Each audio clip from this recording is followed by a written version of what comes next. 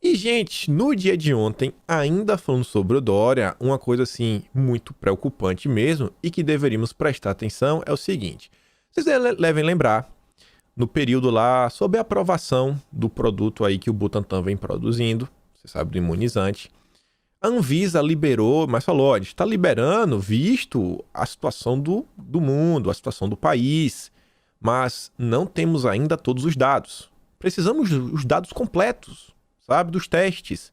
Mas o Dória fez questão de falar que não, por quê? Porque o Dória fechou um contrato, né, de sigilo, porque os seus chefes, os comunistas, não querem deixar que ninguém saiba se realmente como é o produto, né, por completo. E aí ontem recebo aqui essa informação do Sandro Barbosa, jornalista da grande mídia, falando que o cirurgião plástico Ricardo Gomes de Lemos, que é o cirurgião do Dória, o Dória, aquela carinha dele, é cirurgia plástica, teria tomado a segunda dose do imunizante do Butantan no dia 13 de março. A princípio, teria tido os primeiros sintomas no dia 18 e veio a óbito hoje. Se isso se confirmar, ele teria adoecido antes de adquirir imunidade. Segue. O caso dele está sendo analisado, pois a primeira informação era de que ele teria tido a doença mesmo após ter tomado a segunda dose. A doença teria ocorrido depois de 14 dias da segunda dose.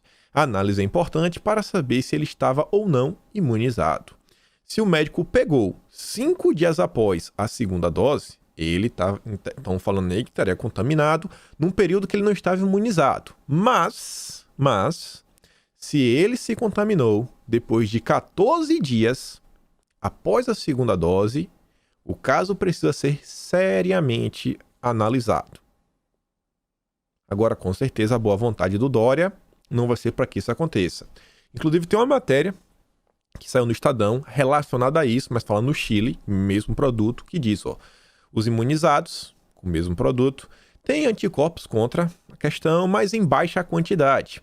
O estudo envolve 434 pessoas, mas os estudos de imunogenicidade foram feitos em 190 voluntários. Aí traz lá os números e tudo mais. O resultado que chama a atenção é que esse produto não gera anticorpos contra a proteína N, apesar dessa proteína estar presente no imunizante. Esses anticorpos são produzidos em abundância quando as pessoas são infectadas. A conclusão é de que os imunizados no Chile possuem os anticorpos necessários, mas em baixa quantidade, o que está de acordo com a baixa eficiência de 50%. Essa baixa quantidade também deixa aberto a possibilidade do produto ser menos eficaz ou até ser ineficaz contra as novas variantes. Estão falando que no Brasil tem diversas coisas. E esse texto, eu não trouxe aqui ele completo, mas bate na tecla que a maior necessidade de tudo, na verdade, não é saber, não é chegar assim e provar, tá vendo que não funciona, botar o dedo na cara. Não, é ter acesso aos dados. Para, mediante aos dados, poder tomar uma medida, né, realmente assim, sensata e razoável. Mas até hoje, a gente não tem acesso aos dados. Estamos em abril, ainda não temos acesso aos dados por completo. Vai saber por quê, né? Vai saber o que é que os comunistas têm a esconder. Nova variante. Falei para vocês se preparar, que vai ter aquela... Mostrei no vídeo ontem sobre a Brasil Conference, uma conferência aí que vai ter em Harvard, patrocínio até dos Rockefeller. E aí, temos aqui esse rapaz, Eric Feigding. Nome esquisito, né? Mas vem lá. Por esse nome aí, pelo menos a família deve ter vindo lá do Oriente. E ele fala o seguinte, que eu choro pelo povo brasileiro. A variante P1 é muito séria. O mundo precisa acordar. Ele é um epidemiologista formado em Harvard. É lá do pessoal de Harvard. Nem teve ainda a conferência. Eu dei uma pesquisada ontem. Esse aqui foi só um dos posts. Tem mais coisas. Se vocês colocarem assim, Harvard, Brasil, vocês já vão começar a achar coisas como essas. Vai vendo. Depois dessa conferência, pode esperar a narrativa internacional contra direito, governo e nosso país. E aí ontem, Bolsonaro, mais uma vez, cara, é diário, não é de lei. Qualquer oportunidade que tem, Bolsonaro relembra do maior problema que o Brasil vive hoje, porque, né, é um problema único. Não é só a saúde, mas também a economia, até porque as pessoas precisam comer para estar vivas.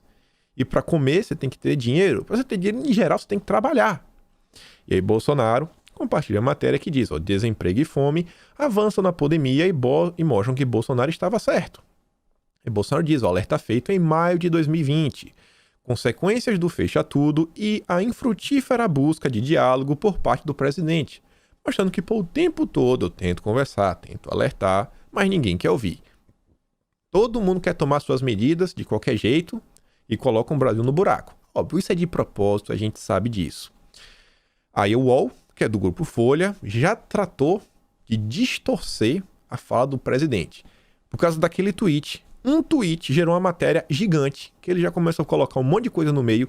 Em vez deles falarem que Bolsonaro, realmente assim, Bolsonaro tá certo, o desemprego é um grande problema, não. Eles não falam do desemprego, eles ficam batendo na tecla que os especialistas falaram que tem que fechar tudo.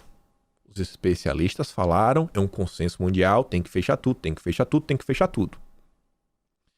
Aí você vê, Bolsonaro cita infrutífera busca de diálogo ao criticar restrições. Que Bolsonaro critica e blá blá blá, você vê, um dia depois de atacar o isolamento, no pior momento da pandemia, o presidente Jair Bolsonaro voltou a criticar medidas restritivas, dizendo que a fome e desemprego no Brasil são consequências do fecha tudo. Não é? Não é? Não é consequência disso? O Marcelo de Carvalho, um dos donos da Rede TV, diz, a Folha mente desvergonhadamente. Perdoem a rima. Ele sabe, deve ser, né, que não há consenso internacional que o fechamento ajude qualquer coisa. Pelo contrário, a própria Angela Merkel, antes uma das defensoras da medida, afirmou semana passada que errou. Mas o importante é a pauta, é a politicagem. E vai ter uma postagem hoje que, sabe, dá um certo assim, de raiva de ver como as pessoas às vezes são cegas. A gente vai chegar lá. Aí, a mesma narrativa, a mídia sempre batendo no governo, vê o seguinte, CNN. O desafio do país não é a logística, sabe? Na verdade, é ter imunizantes suficientes, dizem os médicos. Você vê, médicos apontam que o principal desafio no combate não é a logística, mas a falta de imunizantes. Aí a Anitta já fala, então reclama para o seu governador. Por quê? Porque o vacinômetro está mostrando que quase 40% das doses não foram aplicadas. Reclama com o governador, se está devagar. Reclama.